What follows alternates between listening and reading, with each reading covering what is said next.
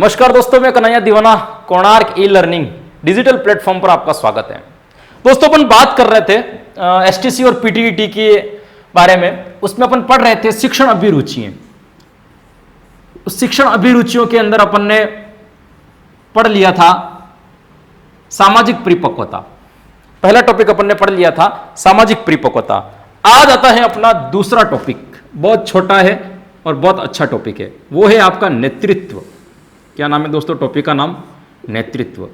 आप सब भली बात इस शब्द से परिचित हो। नेतृत्व किसे कहते हैं, नेतृत्व कैसे किया जाता है, इसके बारे में आप जानते हो। दोस्तों अगर नेतृत्व का सरल भाषा में अर्थ निकाले अपन तो इसका मतलब होता है मॉनिटरिंग करना, लीडरशिप करना, लीडर बनना। किसी भी बात के आगे, किसी भी संस्था का, किसी भी ग्रुप का क्या बन जाना, लीडर बन जाना क्या कहलाता है? नेतृत्व करना। उस संस्था को परिपूर्ण रूप से चलाना कहलाता है आपका नेतृत्व करना। दोस्तों नेतृत्व की बात करें तो इसको एक शाब्दिक भाषा में अपन नेता भी कहते हैं। नेता जो होता है वो क्या होता है? नेतृत्व करने वाला, अर्थात नेतृत्व करने वाले को हम क्या कहते हैं? नेता। अपने जितने भी राजनेताएं होते हैं वो क्या होते हैं? नेतृत्व करने वाले होते हैं। जायज सी बात है, नेतृत्व और नेतृत्व करने वाला क्या कहलाता है? आपका नेता।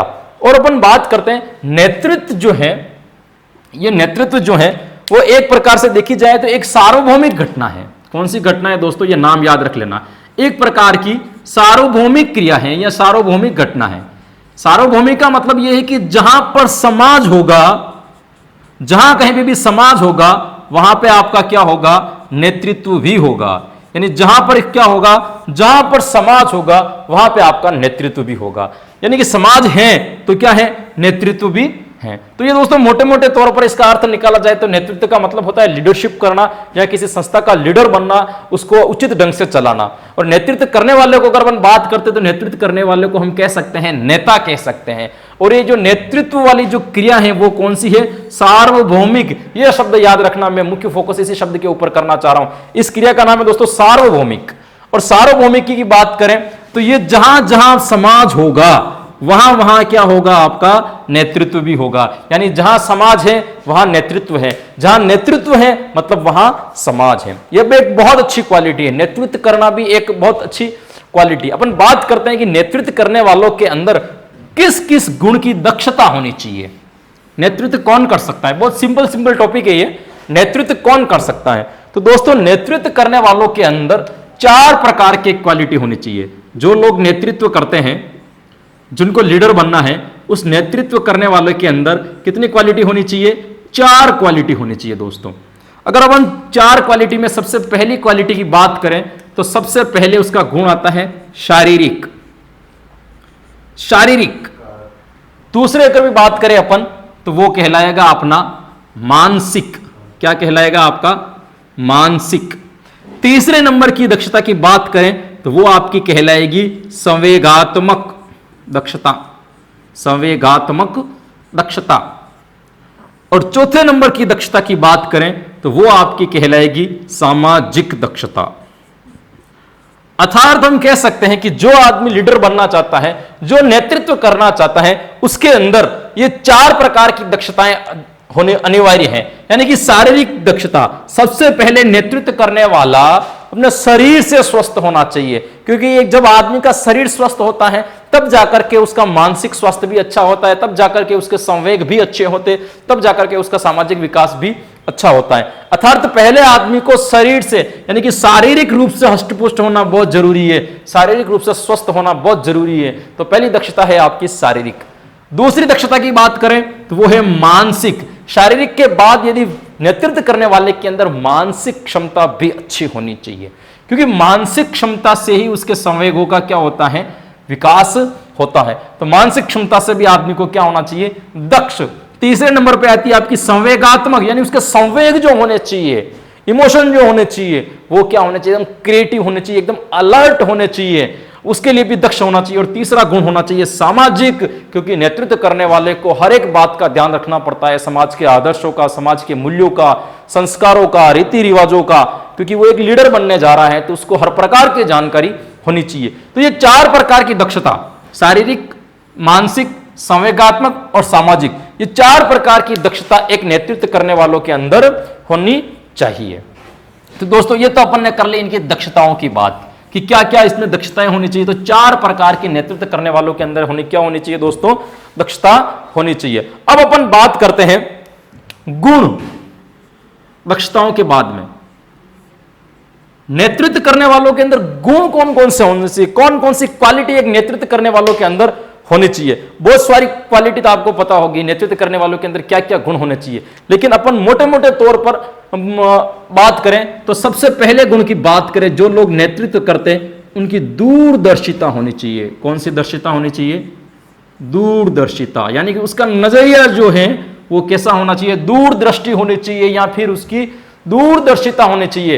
नेतृत्व करने वाले की सोच जो होती है वो आगे की तरफ चलती है। आप राजनेता ने देखा होगा वो हमेशा चुनाव के तौर पर, जब चुनाव नहीं आते उससे पहले ही चुनाव के बाद के परिणामों को लेकर के योजना बनाना स्टार्ट कर देते हैं, क्योंकि उनकी क्या होती है, दूरदर्शिता होती है। दूरदर्शिता होना एक लीडरशिप के लिए बहुत ही जरूरी है। दूरदर्शिता की बात करें तो दूसरी क्वालिटी उसके अंदर होती है सक्रिय, यानी जो लीडरशिप करने वाला है, जो नेतृत्व करने वाला है, वो कैसा होना चाहिए, सक्रिय होना चाहिए, बिल्कुल निष्क्रिय नहीं होना चाहिए। हर रोज उसके अंदर नए नए विचार आने चाहिए, नई नई तकनीकी उसके अंदर आनी चाहिए, तब जाकर के वो क्या कर पाता है, एक अच्छा नेतृत्व कर पाता है। सक्रियता के बाद में देखें कि सबसे पहले दूरदर्शिता होनी चाहिए, तीसरी सक्रियता होनी चाहिए, और चौथी बात करें तो अनुशासन। क्या होना चाहिए, अनुशासन, क्योंकि जो आदमी नेतृत्व करता है लोग उसको देख करके सीखते हैं। यदि उस व्यक्ति के अंदर अनुशासन नहीं है तो वो दूसरे लोगों के ऊपर कभी भी प्रभाव नहीं डाल सकता। उसको प्रभाव डालने के लिए पहले क्या करना पड़ता है, अनुशासन में होना जरूरी है। आगे वाली बात करें आत्मविश्वास। आत्मविश्वास होना भी बेहद जरूरी है, क्योंकि जो लोग नेतृत्व करते हैं उनके बोलने का काम सबसे ज्यादा पड़ता है, उनको भाषण ज्यादा देने पड़ते हैं, उनको विचार व्यक्त सबसे ज्यादा करने पड़ते हैं।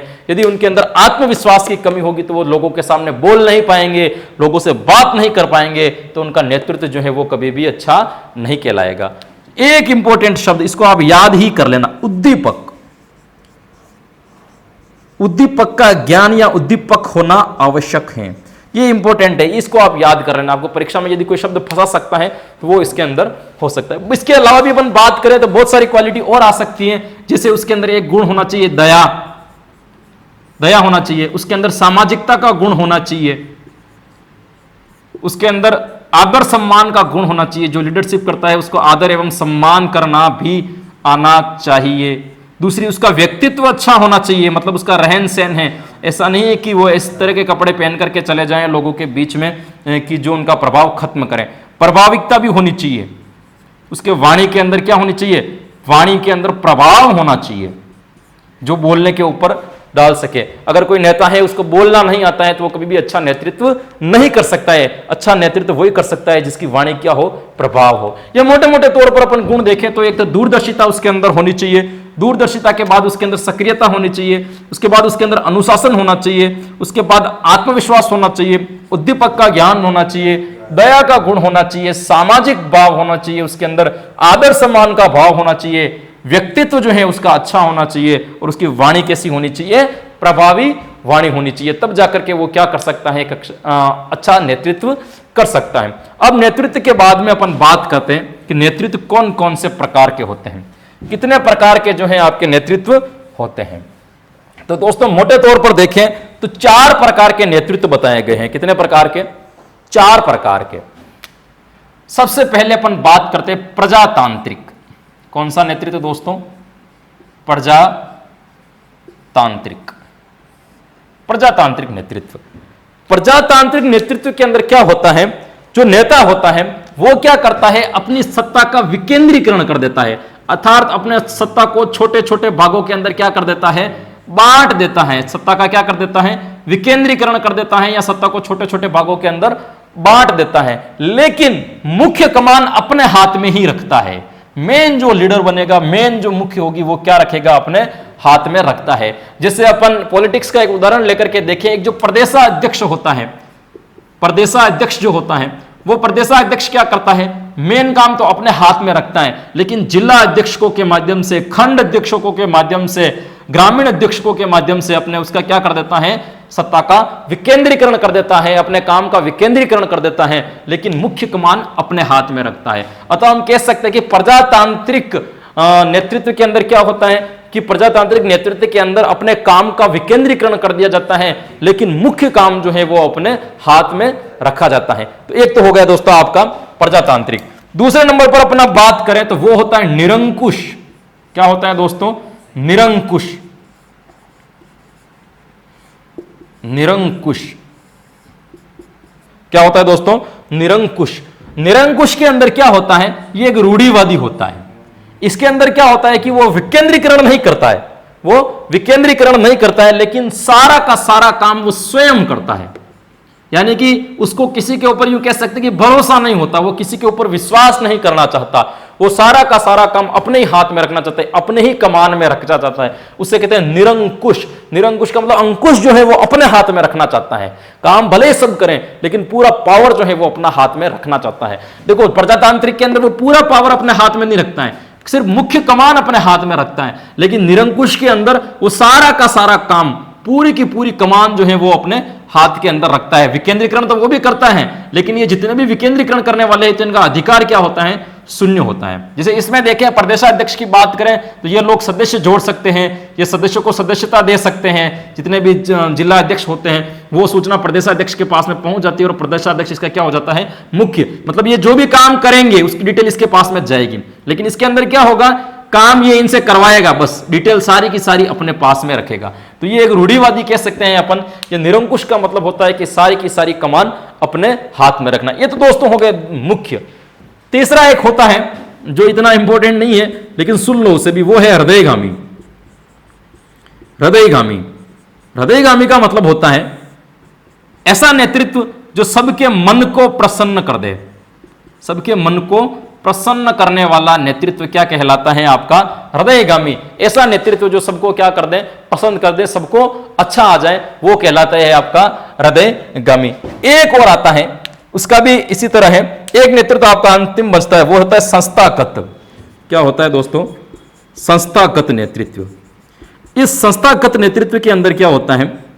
एक संस्था बनी होती है, एक संस्था बनी होती है, वो सारे क्या करते हैं? एक संस्था बनी होती है, वो एक दूसरे का नेतृत्व करते हैं। यानी ये इनको बताएगा तो ये इनको भी बताएगा, ये इनका नेतृत्व कर रहा है तो ये इनका भी कर रहा है, एक दूसरे सपोर्ट करते रहते हैं। ये जितने भी मार्केटिंग कंपनी होती हैं, मार्केटिंग कंपनी के बारे में आप जानते हो, किसी का नाम नहीं लूंगा मैं, लेकिन जितनी भी मार्केटिंग कंपनियां होती हैं वो क्या करती है? बस यही करती है, जो ऐसा नहीं होता है लीडर बनाने के, इसने दो जोड़े फिर इसने दो जोड़े, ये संस्थागत नेतृत्व करती है। यानी इसका सपोर्ट ये भी करता है, इसका ये भी करता है, ये भी करता है, सब एक दूसरे के क्या करते हैं? नेतृत्व करते हैं। वो होता है आपका संस्थागत। तो ये चार प्रकार के आपके नेतृत्व हो गए, प्रजातांत्रिक, निरंकुश, हृदयगामी और संस्थागत। तो दोस्तों ये होती है आपके नेतृत्व की बात। अब आपको एक दिन में प्रश्न उठ सकता है कि नेतृत्व तो ठीक है, टॉपिक भी ज्यादा खास नहीं था, 3-4 छोटे छोटे पॉइंट ही थे, लेकिन इसके अंदर प्रश्न कैसे पूछे जाएंगे? तो बहुत सिंपल प्रश्न पूछे जाएंगे दोस्तों। इसके अंदर आपको पूछ लिया जाता है कि अगर आप अध्यापक होंगे, अगर आप अध्यापक होते तो कक्षा का मॉनिटर किसे बनाते हैं? प्रश्न आ जाएंगे आपके एक शिक्षक के बच्चे को, प्रधानाध्यापक के बच्चे को, या कोई होनहार बच्चे को, या फिर तीसरा कोई ऑप्शन दे देगा, तो वो आपको बताना होगा। लेकिन वो ऐसा नहीं है, आप बता दोगे कि होनहार बच्चों को, सिंपल सी बात है, ऐसे ही पूछा जाएगा।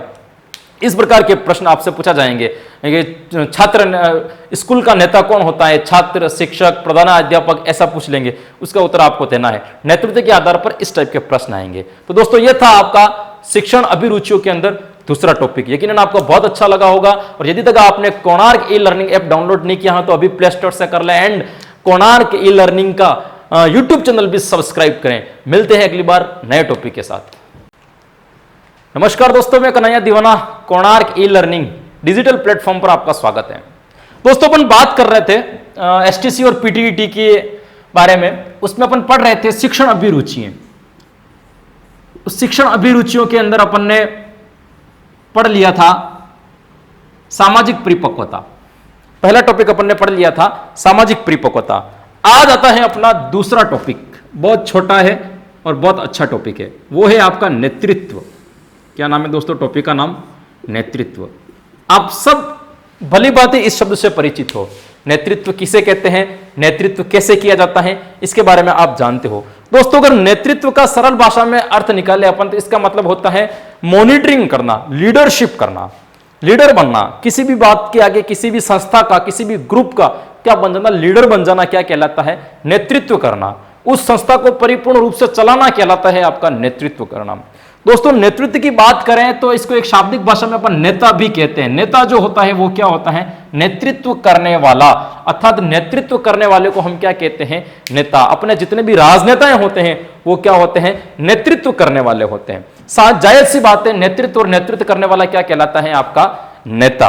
और अपन बात करते हैं नेतृत्व जो है, ये नेतृत्व जो है वो एक प्रकार से देखी जाए तो एक सार्वभौमिक घटना है। कौन सी घटना है दोस्तों? ये नाम याद रख लेना, एक प्रकार की सार्वभौमिक क्रिया है या सार्वभौमिक घटना है।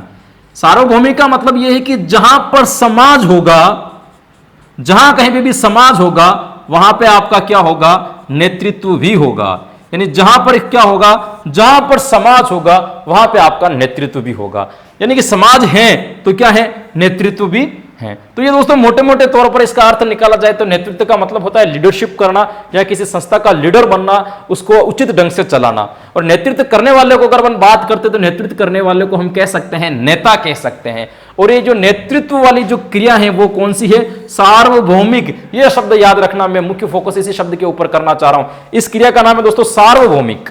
और सार्वभौमिक की बात करें तो ये जहां जहां समाज होगा वहां वहां क्या होगा? आपका नेतृत्व भी होगा।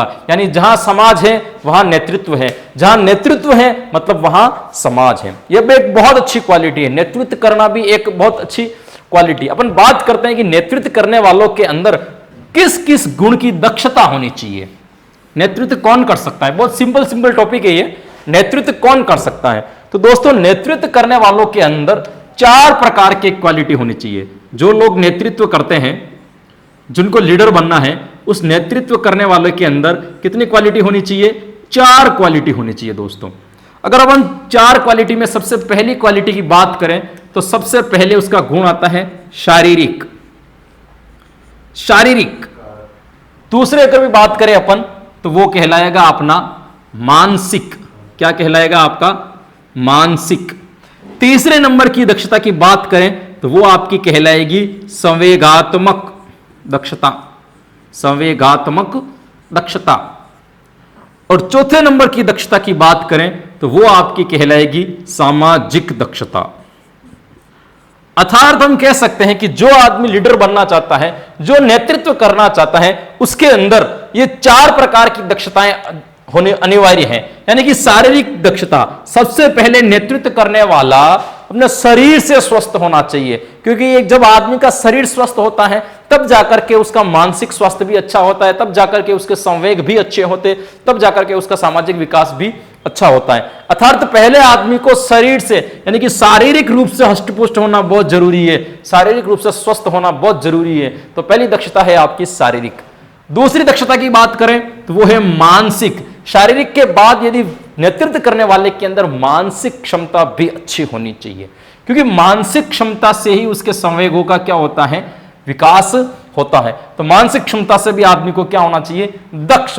तीसरे नंबर पे आती है आपकी संवेगात्मक, यानी उसके संवेग जो होने चाहिए, इमोशन जो होने चाहिए वो क्या होने चाहिए? एकदम क्रिएटिव होने चाहिए, एकदम अलर्ट होने चाहिए, उसके लिए भी दक्ष होना चाहिए। और तीसरा गुण होना चाहिए सामाजिक, क्योंकि नेतृत्व करने वाले को हर एक बात का ध्यान रखना पड़ता है, समाज के आदर्शों का, समाज के मूल्यों का, संस्कारों का, रीति रिवाजों का, क्योंकि वो एक लीडर बनने जा रहा है तो उसको हर प्रकार की जानकारी होनी चाहिए। तो ये 4 प्रकार की दक्षता, शारीरिक, मानसिक, संवेगात्मक और सामाजिक, ये 4 प्रकार की दक्षता एक नेतृत्व करने वालों के अंदर होनी चाहिए।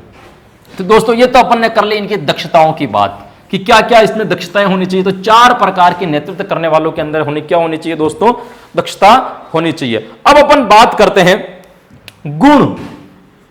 दक्षताओं के बाद में नेतृत्व करने वालों के अंदर गुण कौन कौन से होने चाहिए, कौन कौन सी क्वालिटी एक नेतृत्व करने वालों के अंदर होनी चाहिए। बहुत सारी क्वालिटी तो आपको पता होगी नेतृत्व करने वालों के अंदर क्या क्या गुण होने चाहिए, लेकिन अपन मोटे मोटे तौर पर बात करें तो सबसे पहले गुण की बात करें, जो लोग नेतृत्व करते हैं उनकी दूरदर्शिता होनी चाहिए। कौन सी दर्शिता होनी चाहिए?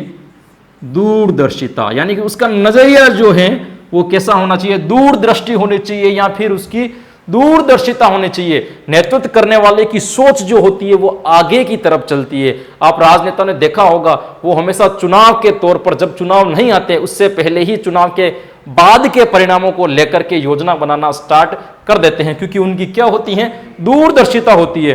दूरदर्शिता होना एक लीडरशिप के लिए बहुत ही जरूरी है। दूरदर्शिता की बात करें तो दूसरी क्वालिटी उसके अंदर होती है सक्रिय, यानी जो लीडरशिप करने वाला है, जो नेतृत्व करने वाला है, वो कैसा होना चाहिए, सक्रिय होना चाहिए, बिल्कुल निष्क्रिय नहीं होना चाहिए। हर रोज उसके अंदर नए नए विचार आने चाहिए, नई नई तकनीकी उसके अंदर आनी चाहिए, तब जाकर के वो क्या कर पाता है, एक अच्छा नेतृत्व कर पाता है। सक्रियता के बाद में देखें कि सबसे पहले दूरदर्शिता होनी चाहिए, तीसरी सक्रियता होनी चाहिए, और चौथी बात करें तो अनुशासन।